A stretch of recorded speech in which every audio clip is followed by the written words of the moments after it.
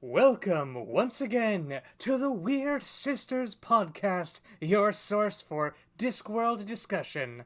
My name is Manning and I'm a dolly, as any self-respecting person. Dimmers for life! How dare you! Our book this month is Unseen Academicals, the story that really demonstrates how sports just rams itself into every aspect of life, whether you care about it or not. Yeah. It's probably safe to assume that you guessed before starting this one that it was about the Wizards. The name is a little bit of a giveaway on that one. Yeah, there's some subtle hints. I'm generally not into, sports movies or anything. I'm not super into sports in general, but especially that is just not interesting to me. And so I was a little worried going into this that I was going to hate it, but I was pleasantly surprised. Oh, fantastic. Let's pull over the back of the bubblegum card to read the trivia. Originally published October 8th, 2009, and coming in at 132,000 words, Unseen Academicals is the 37th Discworld novel, and generally accepted as the 7th individual novel, although one can make the argument for being the 8th Rincewind novel and or Wizards book. The story centers around a game based on medieval football, also known as mob football, or Shrovetide football, which is the precursor to the modern game that we Americans insist on calling soccer. The chasing of the megapode as a university tradition is based on the Mallard Song, a tradition of the All Souls College at Oxford. Trevor Likely is a likely lad, a term used for both gifted athletes and delinquents. The character Juliet is only partially named for the Shakespeare play. Her name is also a play on the Jules Rimet Trophy, which was the original award for the FIFA World Cup. The line about the three-eyed Mr. Wobble being more enlightened than the average bear is a reference to the Hanna-Barbera character Yogi Bear. And, as stated in the author's note, the Emerson poem Brahma has been adapted in the story into the chant of the goddess Pedestriana. Unseen Academicals was nominated for the 2010 Locus Award, ultimately coming in second. During the first print run, the bookstore chain Borders included parody trading cards of the featured characters.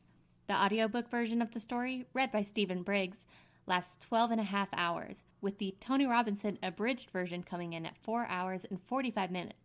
The production company The Mob had planned to produce a TV movie version of the story for Sky One, but as of 2012, the rights were not renewed. In 2018, Audible produced an audio drama adaptation of the story, narrated by David Jason. Yeah, according to the reviews on the website, people don't really like that one. Yeah? Apparently, it's really difficult to get a Discworld adaptation that people enjoy. Yeah, I mean, there's something to be said that, the medium is part of the art, and not all things translate super well. Our story begins in Unseen University, the premier magical institution of the city of Ankh-Morpork. The most recent of many responsibilities given to Ponder Stibbins, the youngest faculty member, is that of managing university traditions. In fulfilling this role, he discovers that the university food budget is largely supported by one particular grant, which includes the stipulation that the university participate in at least one football game every 20 years, and the deadline is almost upon them. There's so many parts of setting up for the plot of this book. It's kind of like a Rube Goldberg machine. Yeah. And, very few of them are actually relevant. Yeah, a lot of things kind of disappear once things actually start happening in this book. So, the Wizards don't want to participate in football, partially because they're old and fat, but mainly because the game is extremely violent, with frequent injury and death. But they don't want to lose the food, so they reluctantly agree. Meanwhile, in the lower regions of the castle, we meet the candle dribbler Nutt, who introduces himself as a goblin. It quickly becomes apparent that Nutt is exceptionally intelligent, physically capable, and unfailingly polite, but also has very little self-esteem, and is driven by the concept of accumulating personal worth. Nutt's a very, very sweet character. But considering that they're called candle dribblers, I thought basketball was somehow going to be more involved with the, sport of this book. Yeah, that would make sense. It totally makes sense why it's not. I was just Especially because the version of the book I have, the mass market paperback version, the ball is like a basketball. Yeah, it definitely is. Like, it's described in the book as a soccer ball. Yeah, some liberties were taken with it on the art. Yeah, also, just Terry Pratchett, like, probably got, like, people saying really about a character named Moist and decides to just double down. Yeah, that's a totally normal name. Nutt. The senior candle dribbler, Trevor Likely, who's known for kicking a can around, takes Nutt up to the university kitchens, where they meet two of the girls who work there. Glenda Sugarbean is the stocky, bossy one, whose skill with pies has led her to become head of the night kitchen despite her youth, while Juliet Stollop is an airheaded beauty who immediately butts heads with Trevor over their support of different football teams. Football, apparently, is just a thing that has always been going on in the background of Discworld books and just hasn't been mentioned. Yeah. And it's like, it hasn't been relevant. We're just, like, quietly never going to speak about it. Later on, after Nutt has embarrassed himself by misunderstanding what is and isn't polite to compliment about Glenda, and spent hours dribbling candles as self-punishment, Trevor takes him to a football game. There, Nutt meets some of Trev's friends, for lack of a better term, including the vicious Andy Shank. I think I said before that Terry Pratchett kind of only has like a dozen character personalities. Yeah. And it, like, to some extent it makes sense. Like, it's easier to work with writing-wise if you just understand, like, the shape of a character without getting into specifics.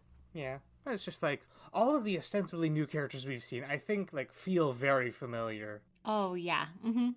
Yeah, I think it's like if you had a big old board of all the characters of Discworld, you'd definitely be able to, like, connect some dots, and it's like, okay, yeah, here's this, like, archetype of character. Trevor, Nutt, Juliet, and Glenda all make their way to the game, as do the wizards as part of researching how it's played. A stray throw means that the ball nearly hits Juliet, and Trevor saves her. Nutt picks up the ball and throws it at the goal with superhuman strength and accuracy, which Trevor realizes the various teams will want to exploit by making him a player.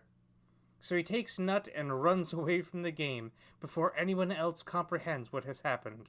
Yeah, I mean, these early descriptions of the game and the shove, like, feel so confusing. Like, I can imagine just how uncertain you are in there and, like, not even knowing what's going on and just the chaos of it all. And Trevor is able to very cleanly exploit that to their benefit.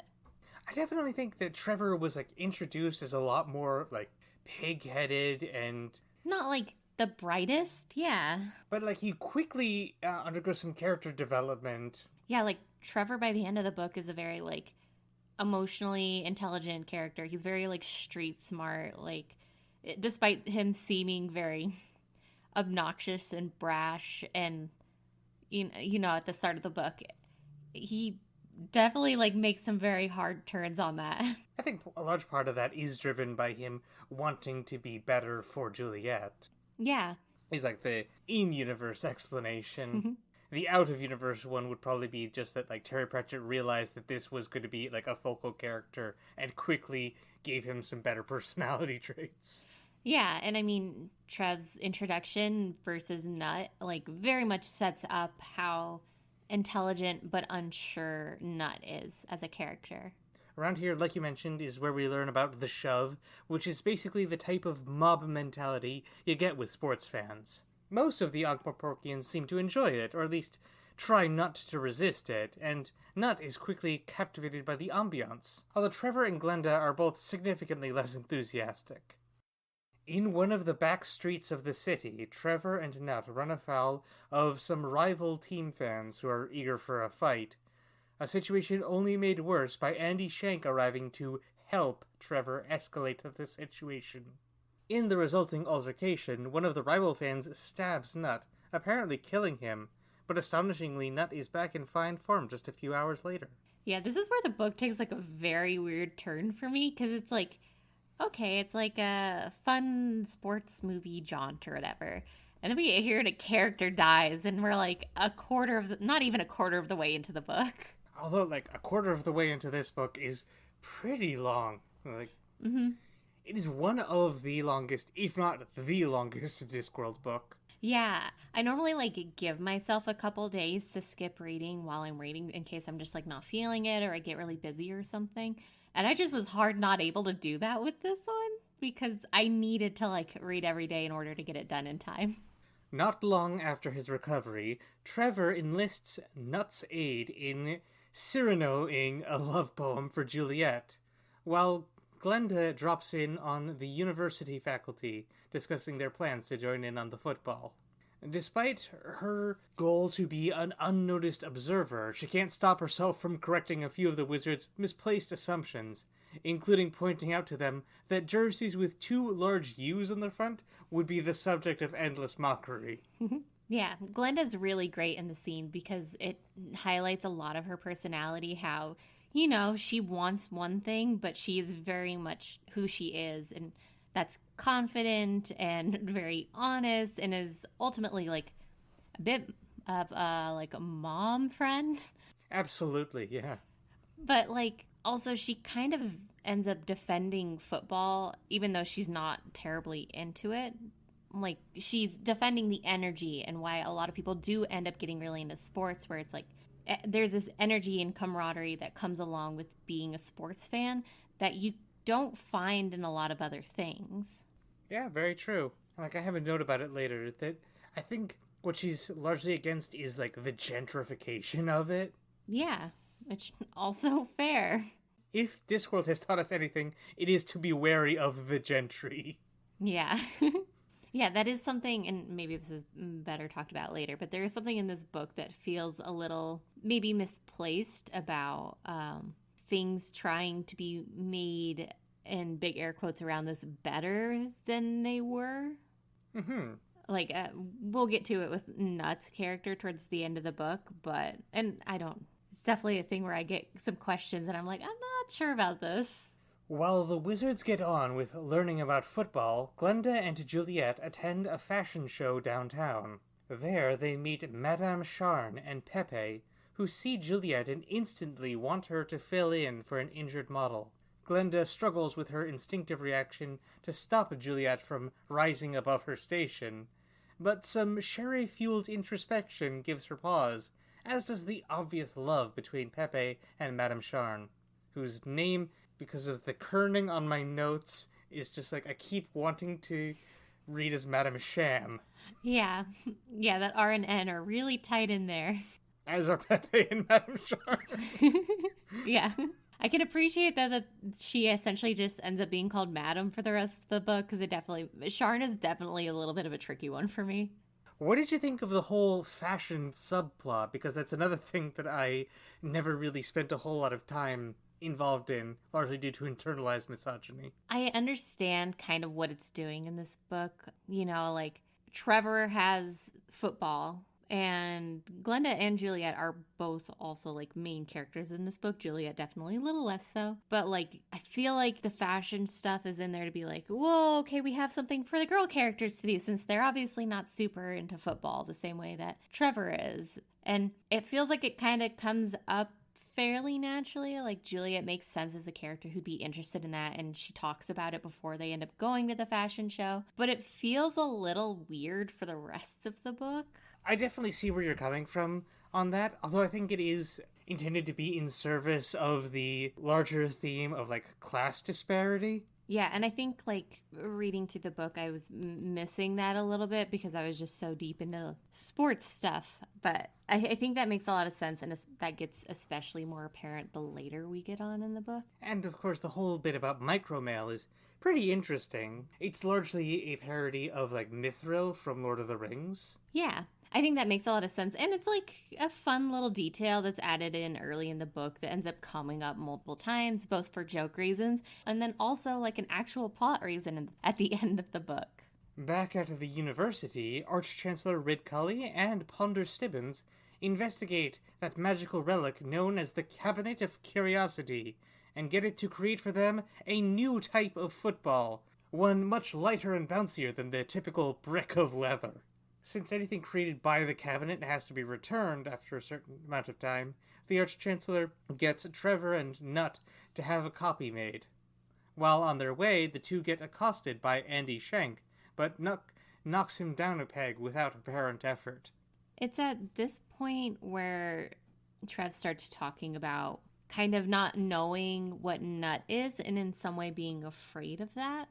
And I get what it's doing in the plot, but it feels like it's kind of introduced and then Trev never really has to confront those feelings. And maybe I'm just forgetting where that might have happened if that was the case, but... Yeah, I think that happens for a lot of, Discworld racism allegories. Mm-hmm. Is that, people don't really work through stuff as much as you would like. Yeah, it's like I was kind of expecting a moment where he's like, no, Nutt is my friend, and maybe I don't understand, but that's okay. But, man, just never happens. I mean, it's not said, but, I think it's pretty heavily implied within Trevor's actions and everything. Mm-hmm. Okay. I definitely see where you're coming from, though. The next night, the university hosts a banquet with the captains of the city's various football teams present. Glenda and Juliet also attend because Glenda is starting to realize the extent to which she's been letting custom and etiquette rule her life, and she wants to break out of the crab bucket. I think, I really like Glenda's story in this book of just learning to identify the boxes we put ourselves in and the fact that they don't have to be there. And it feels really empowering to see her recognize her own faults and continuing to do that both to herself and others and choosing to grow past it. I think a lot of us as kids don't necessarily see the world as those boxes. We're just why is it like this? We don't like this and we're not going to do that. But I think as we get older, we don't realize when we start putting ourselves into those boxes for one reason or another until suddenly we're kind of surrounded by them. Mm-hmm. And so it's nice to kind of see the flip side of that where, Glenda's not a young child. Glenda's a young adult woman, presumably, and is grappling with understanding that she doesn't need to have a place in the world the way that she thinks she does. It doesn't have to be the place that she was born into either. Yeah. Mm-hmm. Yeah, she and everybody else is capable of change, regardless of what society at large may say about that.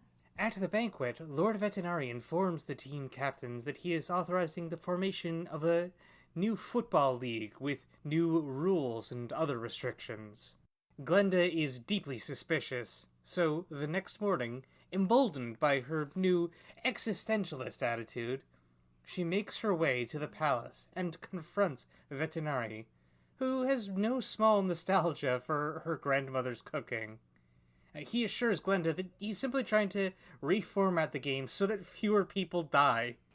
Thus mollified, she's escorted out of his office.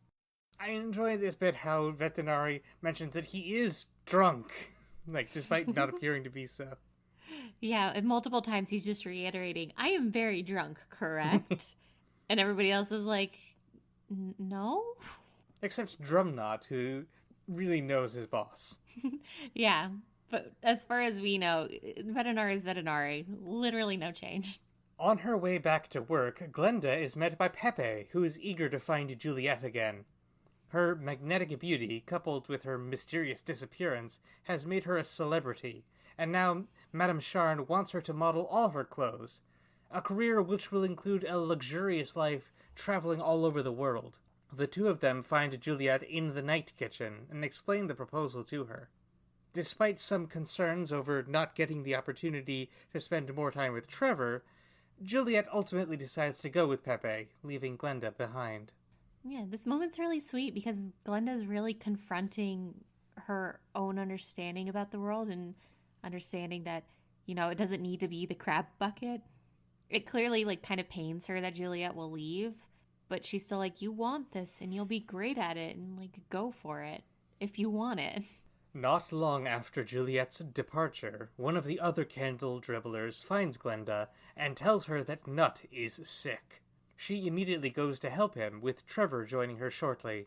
Nutt reveals that the problem is not physical, but psychological.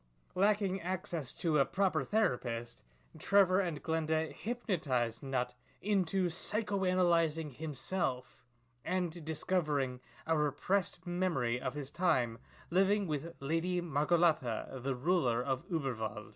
In her library, Nutt had discovered a book on his own true species, orc. Did you see this coming? I mean, Trev at one point in the book starts talking about, like, okay, so goblins are supposedly this way, but, Nutt's not like that. And so I had an inkling that, like, something was going on, but I definitely did not think it was going to be like, oh, he's not a goblin at all. He's an orc.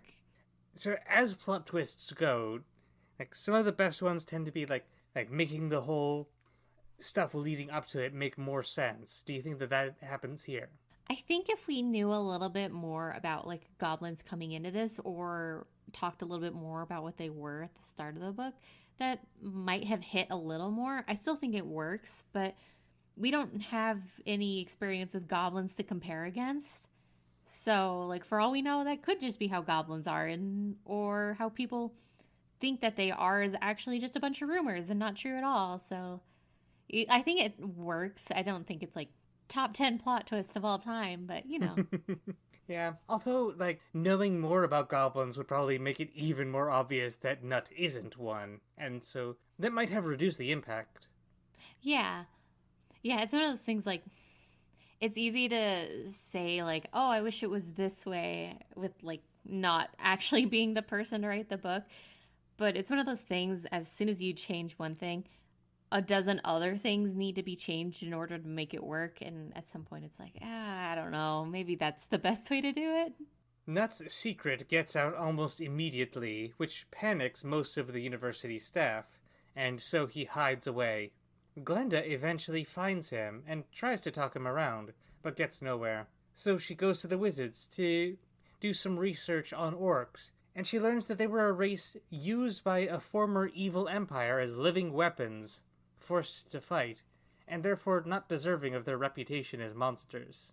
Yeah, I mean, like, we understand that the Discworld is a rough place with some very rough edges, but to hear about this, the fact that orcs were used like this is, like, kind of heartbreaking to know that people were hurt so explicitly and callously.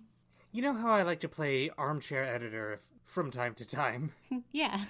As in from 1 minute to the next.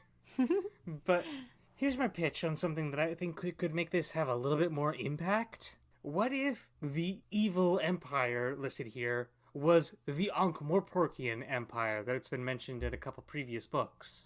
Yeah, that makes a lot of, like, sense, and I think it adds a lot of weight to that realization. And I think it also makes the ending of the book work a little bit better for me. And you know what? It might be. We don't really get a clear confirmation on whose side was whose.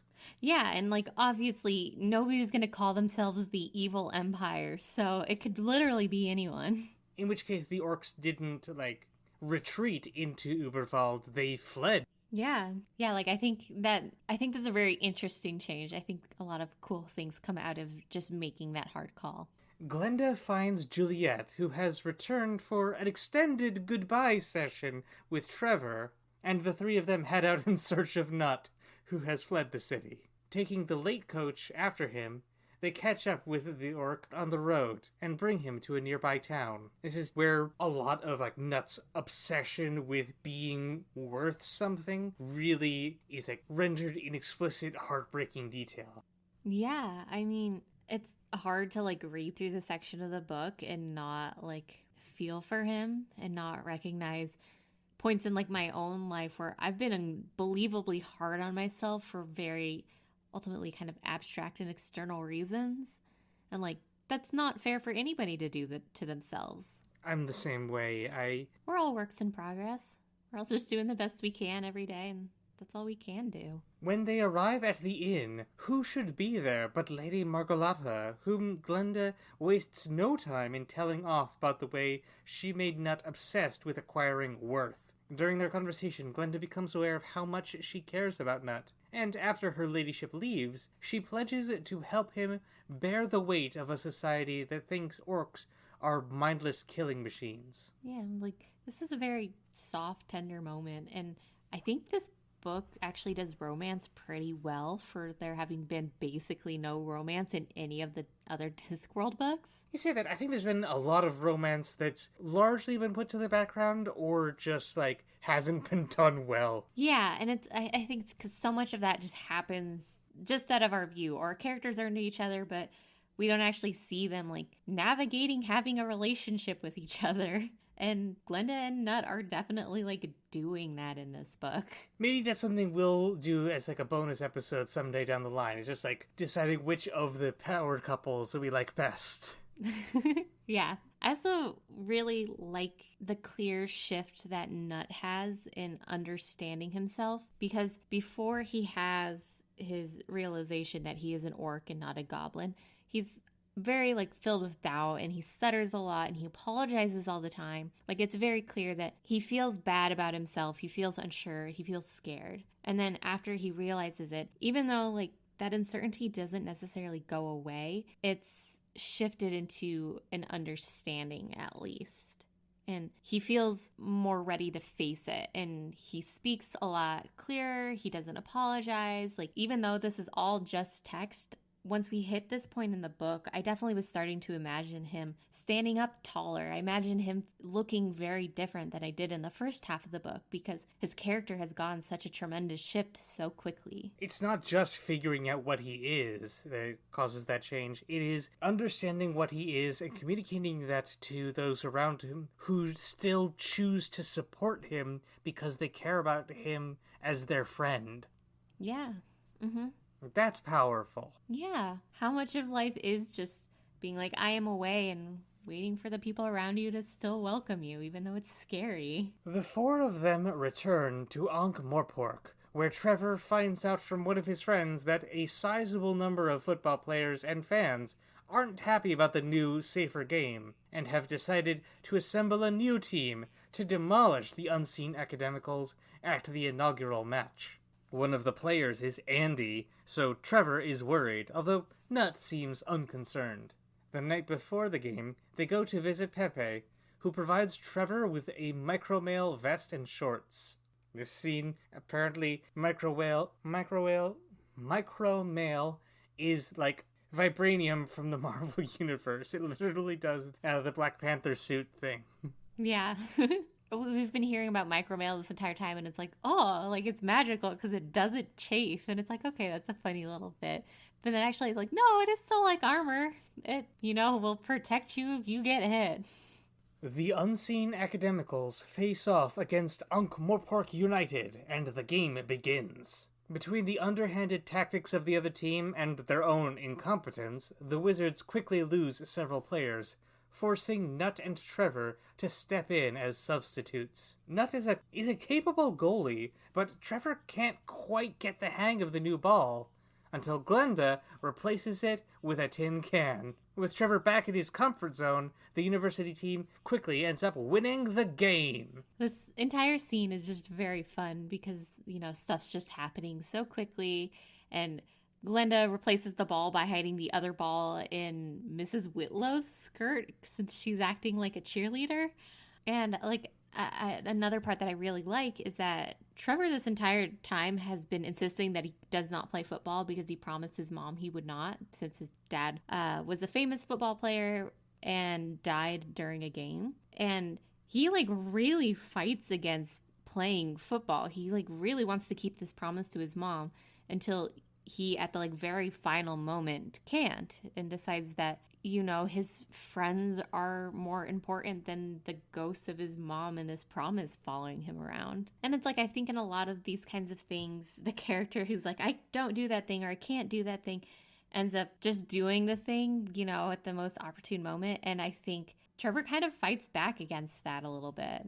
It's far more interesting, I think. With their victory, Juliet is temporarily imbued with the divine spirit of sport, and she and Trevor kiss. Andy tries to attack Trevor and is rebuffed by the micromail, to later be dealt with by Pepe. And Nutt openly challenges the city that if they have a problem with him being an orc, they can do something about it themselves, which earns the crowd's respect. Yeah, what a smart move on Nutt's part. That's a very risky decision to do, but obviously, nobody's going to do anything in the moment, because it's either you don't think he's a threat, and so what's the point? Or you do think he is, and you realize you would... I'm trying to think of a way to... handle him. Yeah, I was like, I'm trying to think of a way to say this without swearing, so I'm struggling a little bit. You would get Shrek'd.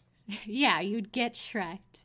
Obviously, like, it comes to work out where it's like, okay, if everybody in a crowd can reach to the decision that Nutt is a threat who needs to be taken care of, like, it kind of shows everybody all at once that, like, the majority of people don't think so, at least not in a capacity to do anything about it. Afterwards, Nutt and Glenda pay a visit to Lord Vetinari and Lady Margolotta, the latter of whom asks him to go find the other remaining orcs and help them prepare to re-enter society. He agrees, but offers Glenda the chance to come along for a while on a romantic getaway, which she accepts. Also, this book has like 4 epilogues. The you think it's over, like, pages that are, like, spaced through are apparently a thing in football commentary. Huh, okay. Yeah, so that helps it make sense, but, like, I also see what you mean. Yeah, there's definitely context that I, like, just don't have, so it's good to know that that was actually important and not just, like, a very strange creative decision. Yeah. So that was Unseen Academicals. What'd you think? Like I said at the start, I actually think this book is far better than I was expecting it to be going into it. Like, I don't think it's a perfect book by any means, but I do think it's very fun and entertaining throughout for the most part. And I think it has the benefit of just not, like, getting too bogged down in, like, Discworld stuff. Like, at the end of the day, it's still just, like, a fun sports, like, movie thing and a satire on it to some extent. I think there are places where it gets bogged down a little bit. Mm-hmm. The wizard stuff is definitely the weakest part of the story, although it's kind of hard to imagine a version of the book without them. Yeah, it's just they're what is set up in order to get things moving along. You know, they're they're like a MacGuffin. There's 2 stories happening here, one being a lot more interesting than the other. Yeah. And the less interesting one is the one that focuses on a bunch of characters who have been recurring throughout the series. Yeah, and it's just kind of like, I don't know, they're here doing wacky stuff. That's fun, isn't it? I didn't even mention the whole subplot about the former dean having left the faculty to become Arch-Chancellor of a rival college, or how he comes back to issue a challenge to Ridcully for the official Arch-Chancellor hat, because it barely even matters to the plot. Yeah, like in an adaptation of this, that's like the first thing getting cut. As has been the case for several of the more recent books, I loved Vetinari's bits, especially that whole monologue he has about the nature of evil. Yeah, like Vetinari's been very good in the recent books. Like, he's very funny and snappy and is great. He is definitely, I think, one of Terry Pratchett's favorite self-inserts. Yeah, I mean, I think the thing a lot of people fail to see about writing is that parts of you as the writer end up everywhere in your book because you're the one writing it, and it's completely unavoidable. Yeah, absolutely. Definitely, Vetinari is the one who says most eloquently the things that Terry Pratchett has thought about. Yeah, he's good for, like, meditations on the world. Also, not to repeat myself, but my read on Glenda and Juliet's friendship is that there's a non-zero amount of unconscious romantic interest in there. Yeah, I definitely was picking up on that. Yeah. A large part of that is how, when Juliet tells Glenda that she loves Trevor, Glenda's instinctive reply is, "You can't," which, assuming I'm not just projecting, really evokes that particular blend of cowardice and jealousy found in unresolved sapphic crushes. Mm-hmm. Like, I could just hear the faint echoes of Grace Petrie's The Last Man on Earth whenever I think about it. Yeah, and I think, like, especially that scene where Glenda is saying, like, no, you should go do this thing. You should go model if that's what you want. It definitely feels like a moment where Glenda's realizing that, you know, she can let Juliet go, and that her wanting Juliet close may not necessarily be what makes Juliet the happiest. And, you know, just being like, no, I care more about your happiness than having you close to me. Yeah. It's like, if you love something, set it free. Yeah. All I'm saying is that it is a known bisexual stereotype to be attracted to only the very best men and basically every woman. Am I wrong? Yeah, no, like, totally. And especially with Nutt is a very specific kind of man, like a person in general. And so it makes sense that, Glenn is going to pick a dude. Like, Nutt makes sense. This book is definitely one for the monster lovers. Yeah. Or at least half of it is. Yeah, I mean, I think that's something that really interesting that happens in this book. I don't know if there's been any other books that talk about, is cross-species romance the right thing? Because Pepe and Madame Charn are a human and a dwarf, and I don't know if we've ever, seen that anywhere else either. Well, I mean, in the last book, Making Money, there was the whole subplot I think we didn't really talk about, of Gladys the Golem having some sort of crush on Moist. Yeah, there was that. And I guess it's this is like a full relationship, and now there's two of them? Interesting choice. I'm supportive of it. Yeah. And I mean, technically, if you want to get, splitting hairs about it, way back in Guards, the big dragon and the swamp dragon Errol, having a romance. Oh, yeah. Yeah, they're technically two different species. Yeah, I had completely forgotten about that. That feels like a lifetime ago. It really does. There's this thing that this book does about acknowledging that you may have done wrong in the past. You may have been not good, and choosing to face it and get better. And it kind of feels like that extends to the whole orc thing, where Vetinari and Lady Margalotta talk about how basically the orcs have been wronged and they deserve the chance to, be part of society. They deserve the chance to get education and, live not on terrible conditions, presumably, constantly worried for their safety, and especially not to be treated as threats by the entire world.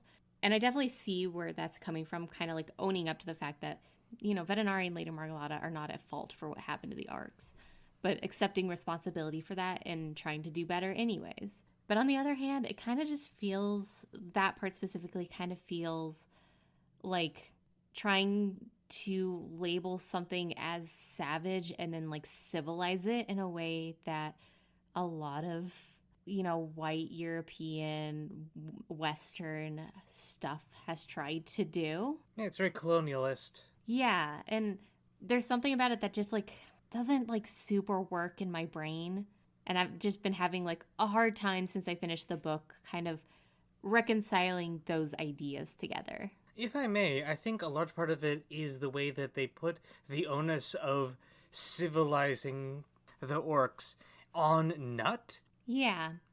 It doesn't seem virtuous the way that the narrative kind of frames it as being. Yeah, and I think a lot of this is more just having a bit of a blind spot and not obviously an intention to do harm, but it definitely feels a little misshapen and tone deaf to me. Yeah, I can agree with that. So for each book I like to come out with a thesis statement, and here I'd like to say that every living thing has inherent value, irrespective of their direct contributions to any social system. And everyone benefits from those people who diligently and compassionately seek to assist those around them, which is not required of anyone, but should be appreciated when it happens. Yeah, I think that's really hitting it on the head. Which is definitely, I think, a step up from last time, where just a large part of the thesis was, how can people make money off of you? Yeah. And that book was literally about making money, so Yeah, so I think it makes sense that that one's maybe a little shallower on that, but yeah, I think this book is very concerned with how our relationships and our own intentions help us to be better people, but we don't necessarily need to be better people in order for us to matter. Yeah. All right. So, want to say thank you, Liz, for joining me as always. Yeah, thanks for having me. Yeah, thank you to Willow Carter for our theme music, to everybody who's joined us, and a special shout out to the randomly selected patron. This month, it is Ian. Yeah, thanks, Ian. If you enjoy the show, please consider following us on the social media sites, Facebook, Twitter, Tumblr. I post each episode to my YouTube channel, as well as sharing them on Reddit and stuff like that, so Feel free to reblog or just share with any Discworld-loving friends you might have. And of course, we like to close out each episode with a reading of the fan vote for the favorite footnote. Technically, the city of Ankh-Morpork is a tyranny, which is not always the same thing as a monarchy. And in fact, even the post of tyrant has been somewhat redefined by the incumbent Lord Vetinari as the only form of democracy that works. Everyone is entitled to vote, unless disqualified by reason of age or not being Lord Vetinari, and yet it does work. This has annoyed a number of people who feel somehow that it should not, and who want a monarch instead, thus replacing a man who has achieved his position by cunning, a deep understanding of the realities of the human psyche, breathtaking diplomacy, a certain prowess with a stiletto dagger, and, I'll agree, a mind like a finely balanced circular saw, with a man who was got there by being born. A third proposition, that the city be governed by a choice of respectable members of the community who would promise not to give themselves airs or betray the public trust at every turn, was instantly the subject of music hall jokes all over the city. However, the crown has hung on anyways, as crowns do, on the post office and the royal bank and the mint, and, not least, in the sprawling, brawling, squalling consciousness of the city itself. Lots of things live in that darkness. There are all kinds of darkness, and all kinds of things can be found in them, imprisoned, banished, lost, or hidden. Sometimes they escape. Sometimes they simply fall out. Sometimes they just can't take it anymore. So that's it for this month. Join us again next time for I Shall Wear a Midnight. Until then, the turtle moves.